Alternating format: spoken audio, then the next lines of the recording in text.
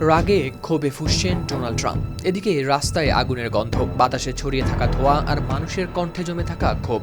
ইরানের রাজপথে সেই উত্তাল দৃশ্যের মাঝেই আন্তর্জাতিক রাজনীতিতে নতুন করে আলোড়ন তুললেন মার্কিন এই প্রেসিডেন্ট। সরকার বিরোধী বিক্ষোভে কয়েক হাজার মানুষের মৃত্যুর পর ইরানের নেতৃত্ব নিয়ে প্রকাশ্যে প্রশ্ন তুলেছেন ট্রাম্প। 17 জানুয়ারি শনিবার সংবাদ মাধ্যম পলিটিকোকে একটি সাক্ষাৎকারে তিনি বলেন, ইরানে নতুন নেতৃত্ব খোঁজার সময় এসেছে। এই বক্তব্যে সরাসরি নাম না বললেও ইঙ্গিত ছিল সুপ্রিম লিডার আয়াতুল্লাহ আলী খামেনির দিকেই।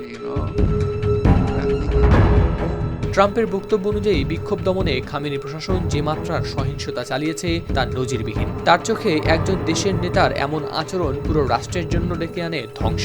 তিনি মনে করেন, দেশ চালানো মানে ভয় ছড়িয়ে নিয়ন্ত্রণ রাখা নয়, নেতৃত্ব মানে মানুষের শ্রদ্ধা অর্জন করা, মৃত্যুর আতঙ্ক তৈরি করা নয়। ট্রাম্প আরও ইঙ্গিত দেন, একটি দেশ পরিচালনার দায়িত্ব আসলে শক্তি প্রদর্শনের বিষয় নয়, বরং সঠিক দিক নির্দেশনা ও স্থিতিশীলতার প্রশ্ন। তার বক্তব্যে যুক্তরাষ্ট্রকে পরিচালনার অভিজ্ঞতার কথাও উঠে আসে, যেখানে নেতৃত্বের মানদণ্ড হিসেবে জোর নয়, সামনে আনা হয় শাসনের দায়িত্বকে। দেশের মানুষের দৃষ্টিশক্তিকে সুরক্ষিত রাখার প্রত্যয় নিয়ে এলো safe LED light.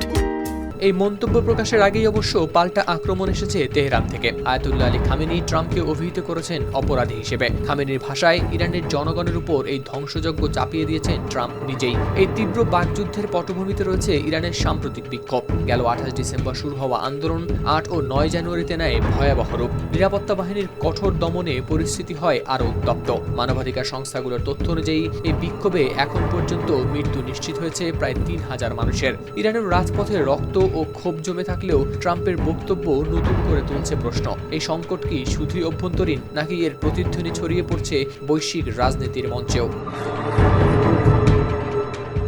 Howlader Shamim, RTV।